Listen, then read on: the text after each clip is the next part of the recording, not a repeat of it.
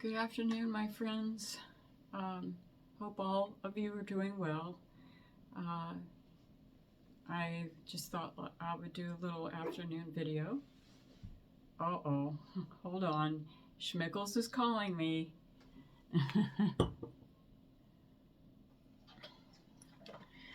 Okay, he had his dinner, but he's a little bit hungry, so he wanted some extra kibbles. You can hear him munching in the background. This is my time when I have a little afternoon wine and just want to chat a little bit about destiny versus free will. Because in my last video, I talked about destiny and how the choices we make determine our destiny. If any of you have seen that movie with Caine and Belushi called Destiny, I think it's titled Destiny, and it starts out where he feels like his whole life was a failure because he didn't hit the home run that everybody counted on at the baseball game when he was in high school. And the bases were full and everything was set up, and all he had to do was just hit the ball really high and good so that they could win the game. And instead, oh, there we go. Schmickles wants to go out. You want to go out? Okay, there you go.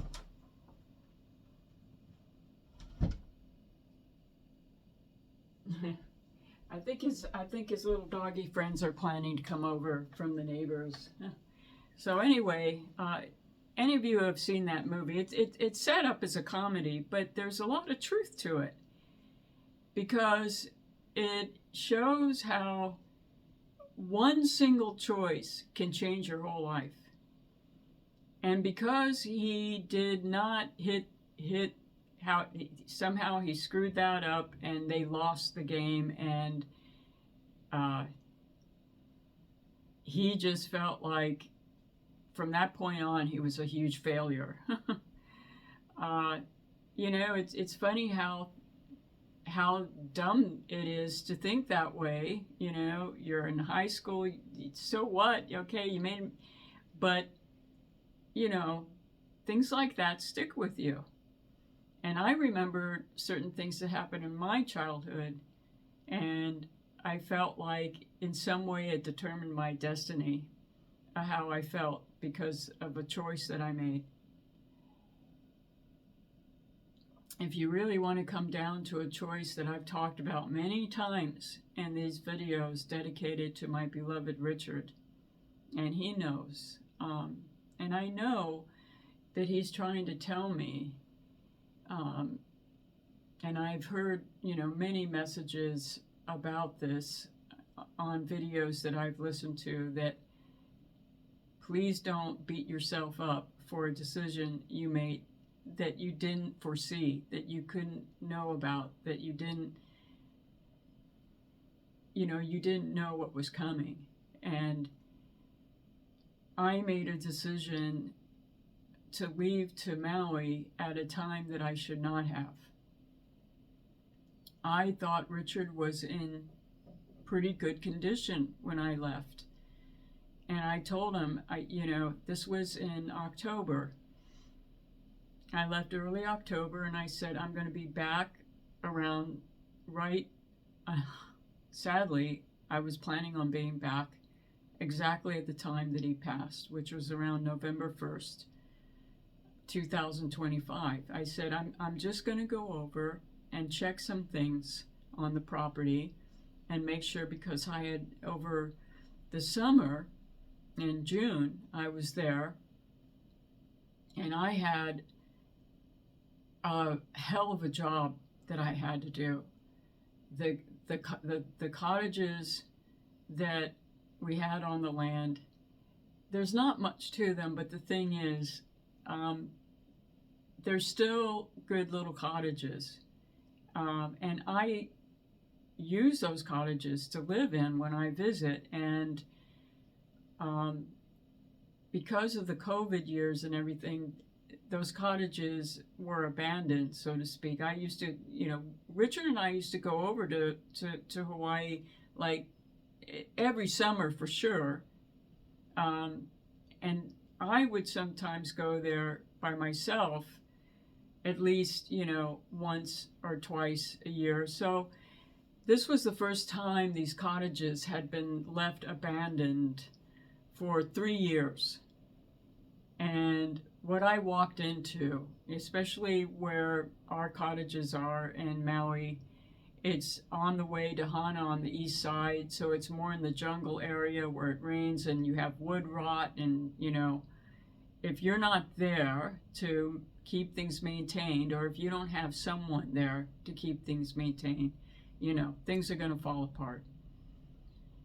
What's funny is these cottages were built, they're just little square, cottages. They have withstood hurricanes. I mean, these tiny cottages are amazing. The guy that built them was an amazing carpenter, and he made these cottages airtight. No rats have ever gone into them. There's geckos that get in, and I have to go in and clean all the damn gecko shit when I get there.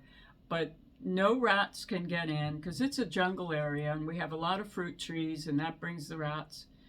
But they have never gone into the cottages. I would know because I would see the evidence. But the thing is, they had been abandoned. So in June of 2025, I went over and I had to completely rebuild 3 of the cottages' decks. We had 3 cottages. All 3 decks were, as they say in Hawaii, pow. They were done. They were over, rotten. They had to get, I had to dispose of them and rebuild new ones, which is what I did.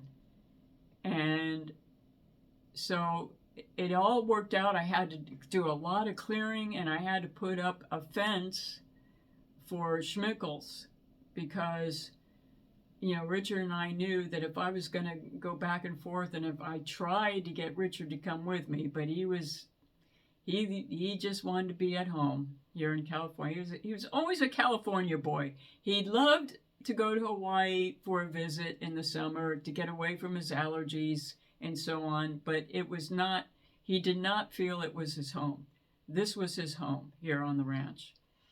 But I did try. I tried to get him to come back, and I said, look, I redid the cottages, you're going to love it. Why don't you come back with me? But I know he just didn't want to travel anymore. Traveling is a pain in the butt. And but anyway, I renovated, the 3 cottages, at least as far as the decks go. Everything else was fine. I just had to redo the decks, and I had found a carpenter to do it, and I got new decks on it.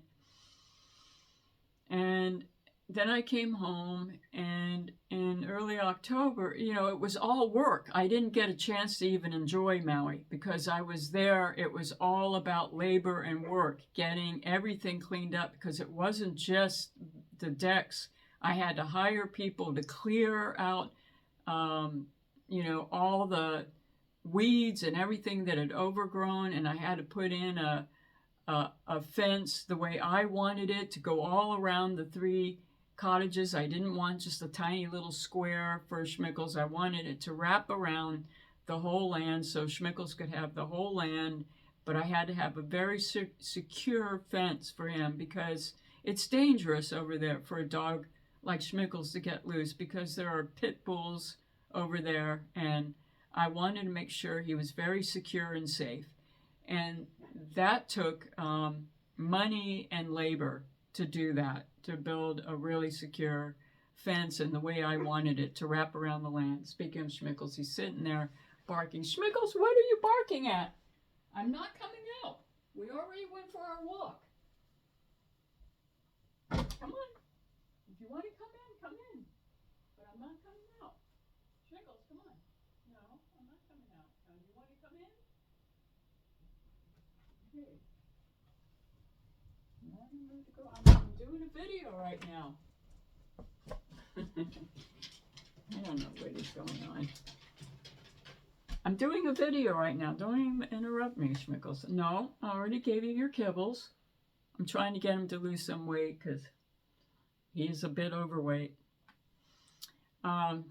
Okay, where was I? All right, so I got everything set up. I got the fence over there. I got this and that.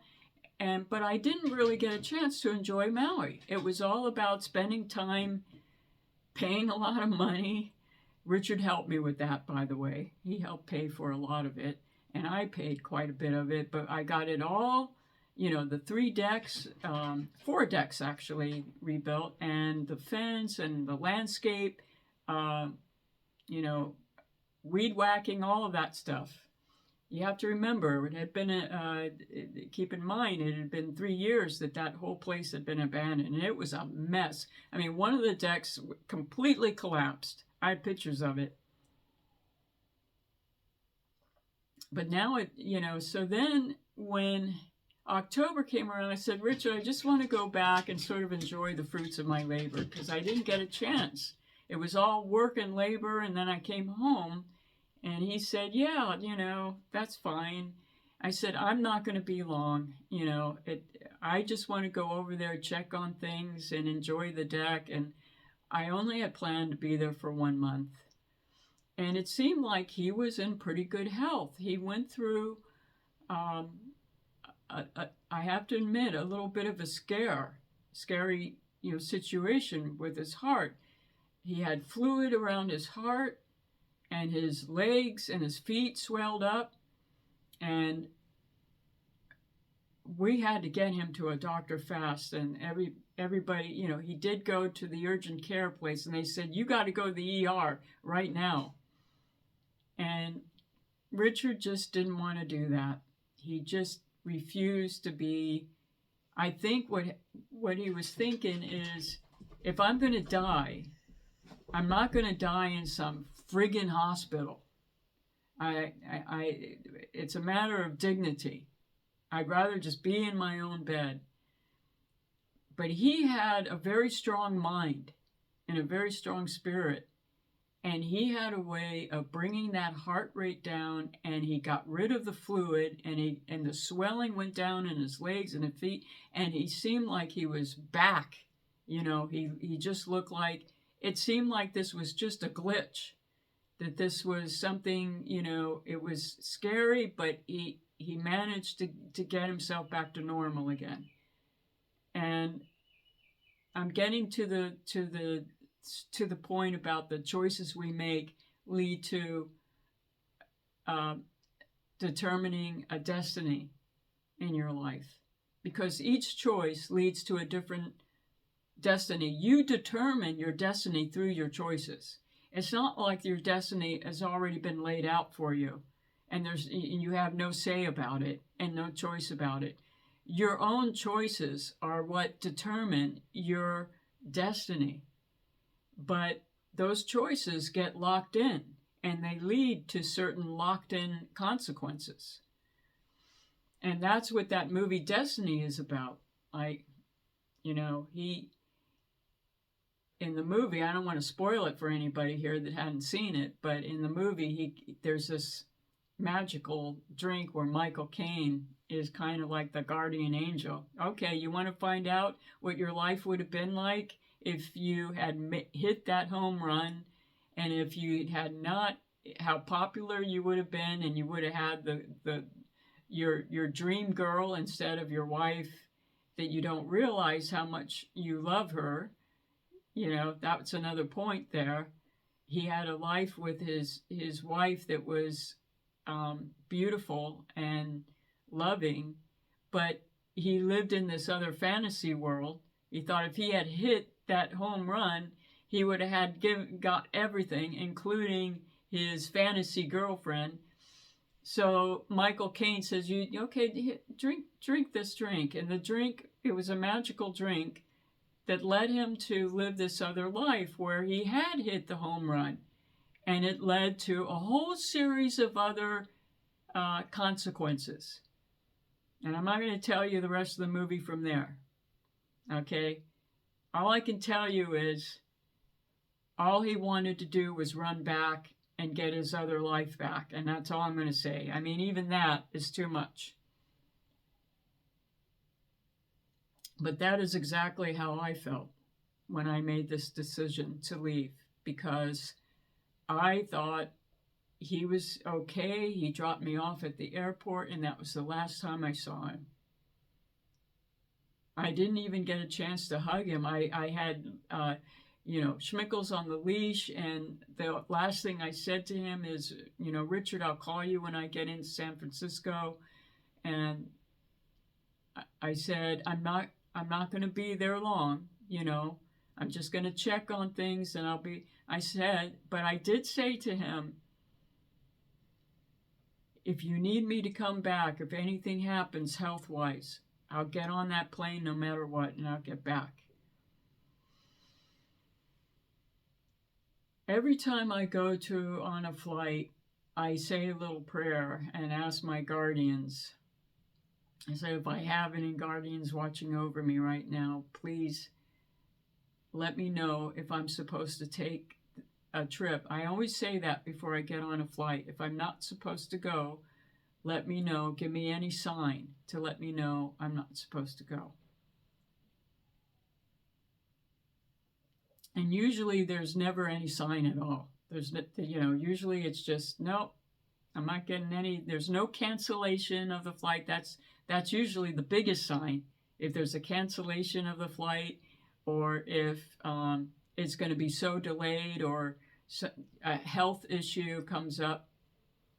Well, I made that little prayer, and my guardians were trying to tell me, don't take that flight, don't go. And I didn't listen. Even though I asked them to guide me in that way, they told me the answer, and then I didn't listen, and I paid the price for it. Oh boy, did I pay a horrible, horrible price for it that I have to live with for the rest of my life now. And what happened was, first of all, I had the flight set up on October 2nd. Now I was taking Schmickles with me. I had his permit all set up, and the permit is only good for 5 days. So if you miss that, initial date, you can make a new reservation, but it has to be in that 5-day period. And I thought, I'm going to have to go through this whole thing with this permit again. If I miss that 5-day period, I'm going to have to, reapply and go through wait a month or more. And so I found another flight on the 6th of October. But on the 2nd, my guardians were telling me, we're giving you a sign, don't go over there. Because I was supposed to fly out on the 2nd. And 2 things happened. Talk about destiny and choices. 2 things came up. The first thing that came up was, for the first time in my life, I got this eye sty. And I don't know, how I got it, but it was like, it was pretty bad, and I didn't know if it was some kind of infection. And I showed it to Richard, and I said, maybe I shouldn't go. I mean, this is, I came down, he was a night owl. He was always up late, and I came down about 12 o'clock, and I said, Richard, this thing is not getting better. And he looked at it, and he said, it's just kind of a pimple, don't worry about it. It will go away. And it made me think like he was okay with me going over there, because if he thought, I wouldn't get on a plane with that going on. I was sort of expecting him to say that, but he didn't. Instead, he played it down. He made it like, it's not that big of a deal. It will go away. Then when I went to take the flight, I sat there on the commuter flight from, San Luis to go over to San Francisco, and we were sitting there, and the uh, the agent, the stewardess, announces, "We've been really delayed, and we're stuck here. We can't leave for another hour or more." Well, I had a very close connection, and I knew I wasn't going to be able to make that connection. I just felt like there was a chance I could have made it, but if I didn't, I'd be stuck in San Francisco. So I decided I better not take the chance, and because the delay was so long. And so I had to call Richard, and I said it's pretty much like got canceled because I'm not going to be able to make the connecting flight. But then I found another, seat that was equal to the one of mine, within that 5-day period on October 6th. But the point is, those were two big things telling me. The flight got canceled. I had the ice dye. I should not have left on October 6th, even though that reservation went through and everything was okay with that. There was no cancellations. There were no delays. But the fact that everything went wrong on October 2nd should have given me a really big hint. Don't go. And,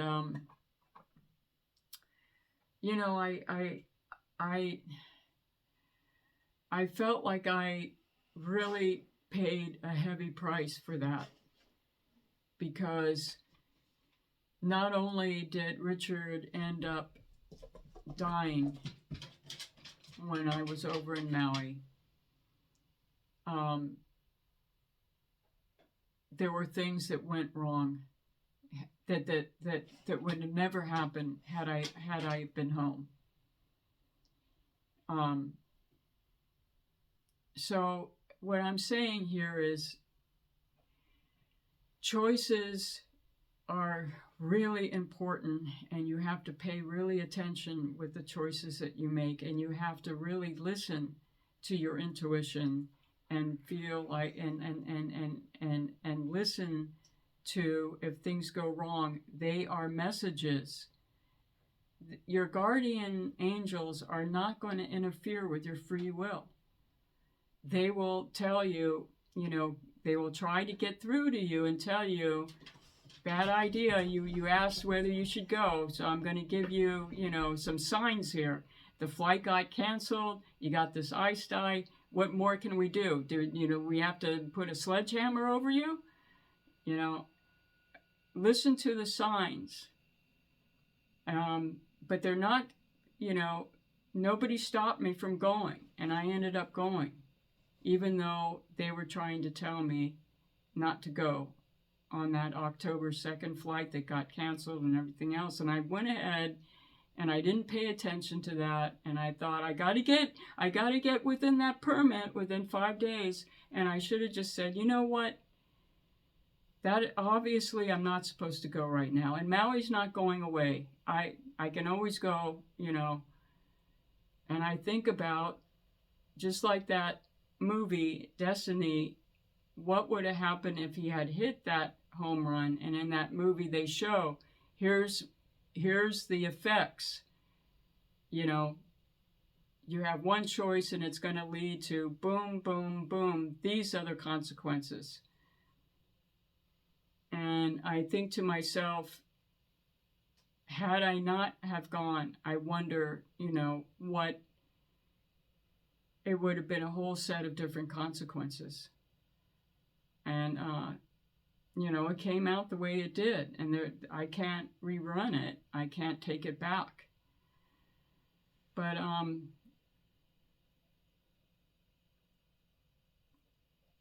I just wanted to make a little video about that, because people wonder, well, how can you have free will if your destiny is already determined? And that's, taking it from, I think, a wrong premise. Your destiny is not already determined. Your destiny is only determined by the choices that you, by your free will, make. And then once you make those choices, they get kind of locked in to whatever's going to follow from, those choices. And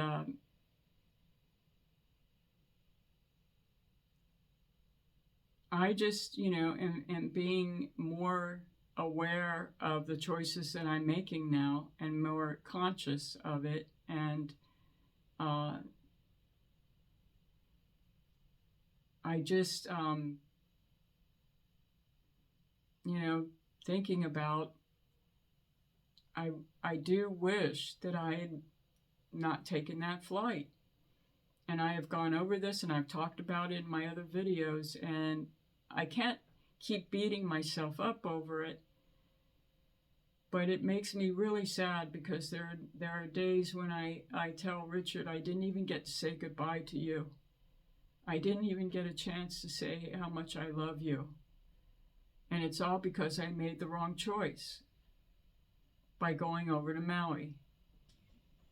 I have listened to other videos of people that have discussed this, because there are many people that have carried that guilt where they had someone that they lost that they love and they didn't get a chance to be there with them. They didn't get a chance to say how much they love them.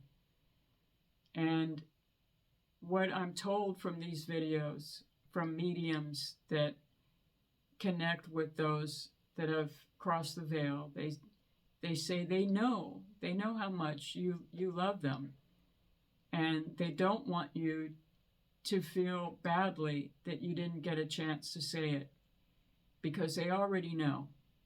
They know. They're with us.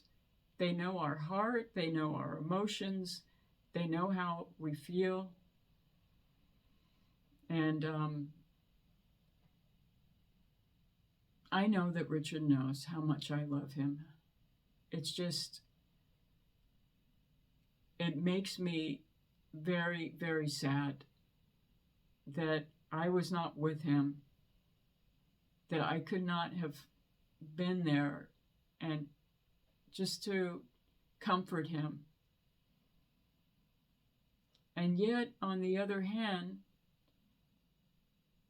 Richard might say it was meant to be for you to be over there in Maui, because you already are suffering so much with his passing. He would say, I'm not there physically anymore, and that is causing your heart to break in 1,000 pieces, and you break down and you cry. If you had seen me as a lifeless body, I think he would have said, I just wouldn't want you to have seen that. And that's another perspective of it. Because I think he knows if I had to witness that, it would really be very, very hard on me and on my heart. But the thing that upsets me the most is I wasn't there for my mother, and I always said to myself, I'm not going to let that happen with Richard. I wasn't able to be there with my mother when she passed. I'm going to make sure I'm with Richard